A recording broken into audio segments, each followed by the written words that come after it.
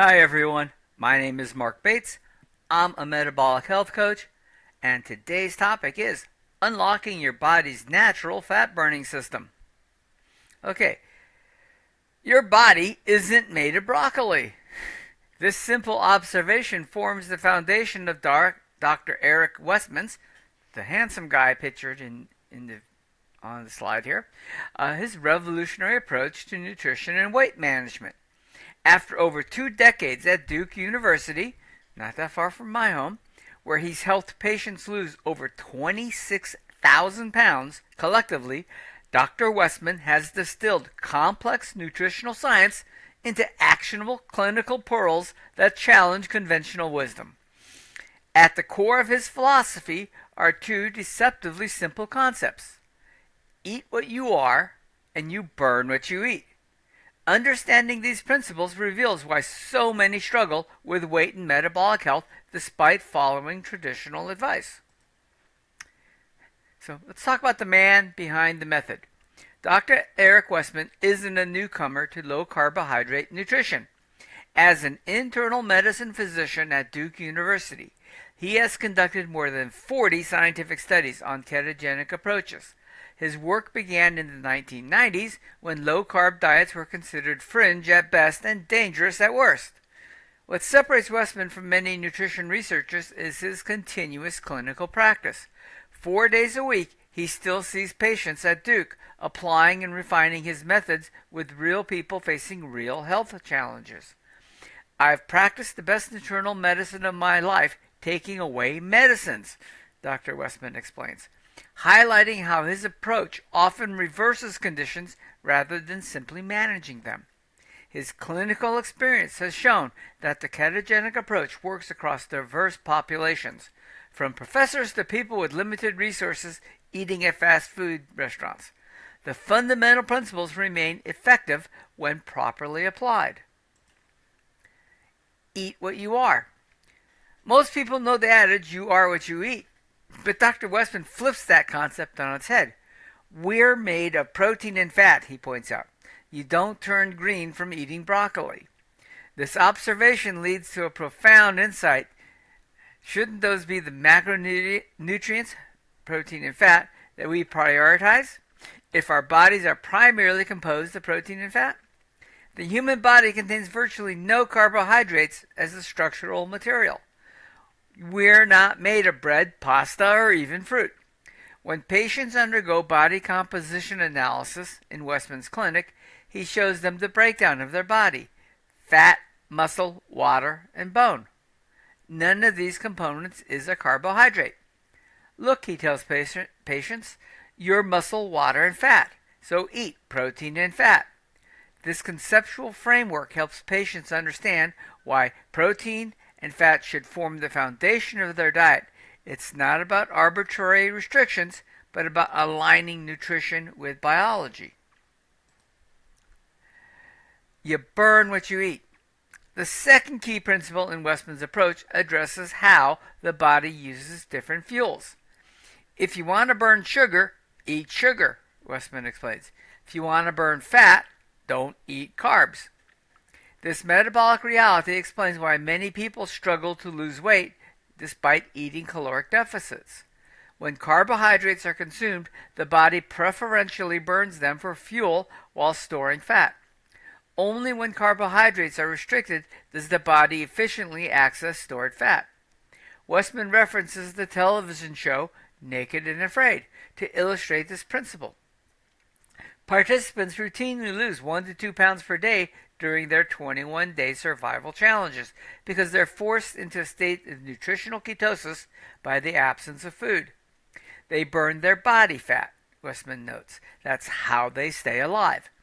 The ketogenic diet aims to achieve this natural fat-burning state without starvation by restricting carbohydrates to around 20 grams total per day. Almost everyone will produce ketones, signaling that the body has switched to burning fat for fuel. The fat trapping mechanism. Understanding why carbohydrates prevent fat loss requires looking at hormones, particularly insulin. When carbohydrates are consumed, insulin levels rise. Insulin's primary job is to move glucose out of the bloodstream into the cells, but it also has another critical function. It inhibits fat breakdown. Westman describes this as fat trapping.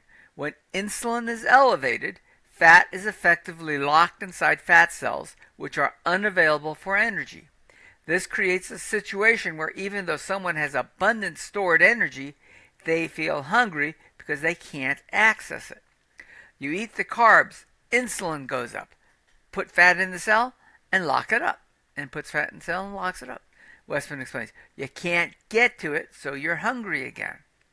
This hormonal perspective flips the traditional energy balance equation. Rather than overeating causing weight gain, the hormonal equivalent environment causes overeating by trapping energy and creating hunger. Westman says it's the hormonal change making someone eat. Okay, real quick, please like, subscribe, hit the button the bell if you want to be notified. It does help the channel a great deal. Thank you very much. Okay. The ketosis advantage.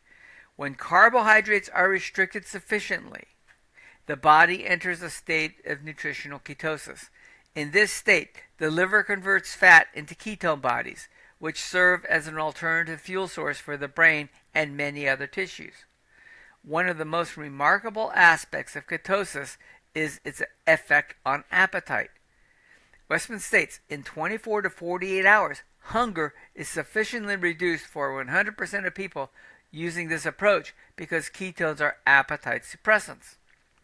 This appetite suppression is fundamentally different from what happens on traditional calorie-restricted diets. Rather than fighting constant hunger, patients spontaneously reduce their caloric intake without feeling deprived. When I see the Stanford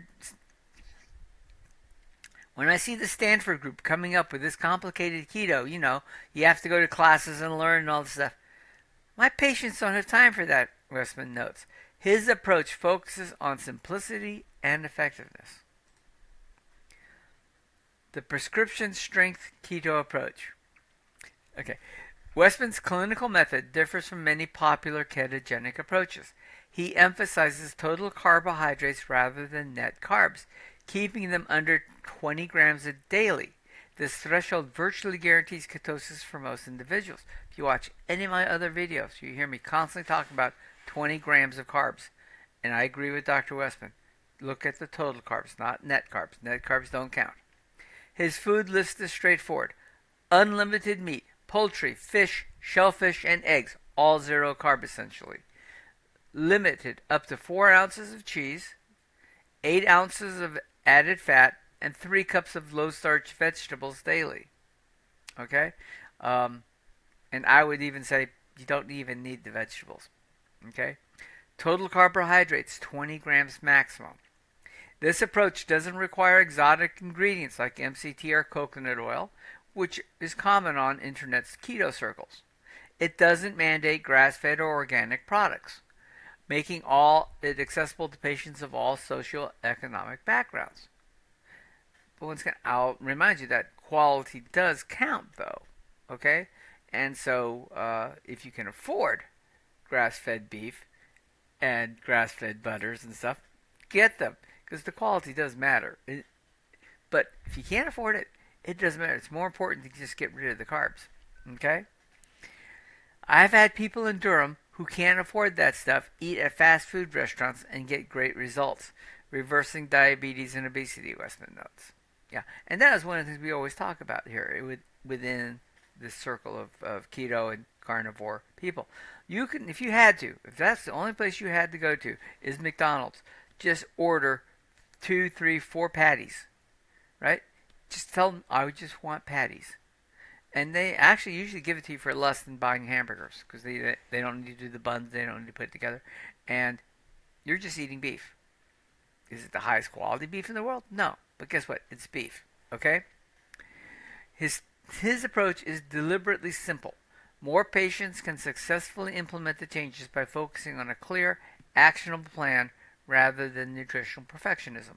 And I try to use these guidelines in my work. Clinical results. Westman's approach is proven in its clinical outcomes.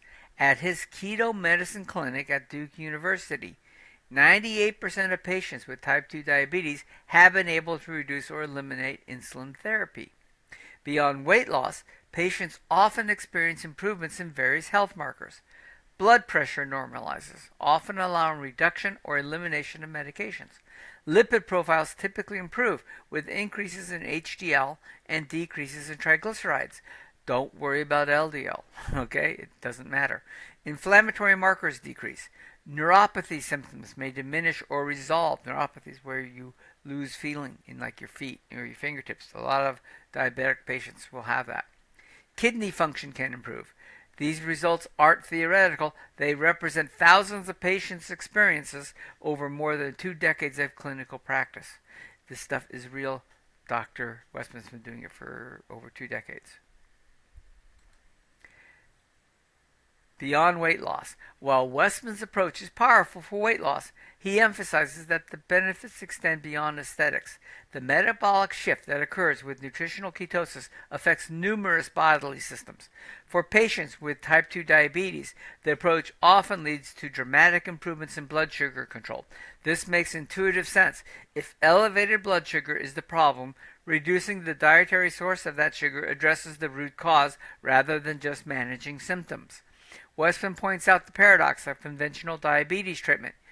Insulin was used for type 2 diabetes before insulin was measured in the blood, and when insulin was measured in the blood, it was already high.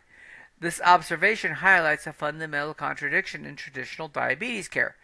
If a hormone is already high, you don't give more hormone, Westman notes. That would be like if your thyroid's high, you give more thyroid. No, you stop doing it. Westman addresses the underlying metabolic dysfunction by focusing on carbohydrate restriction rather than medication, rather than compensating for it. The simplicity factor. The most remarkable aspect of Westman's approach is its simplicity. One thing, he offers clarity in complex diet plans and extensive food tracking.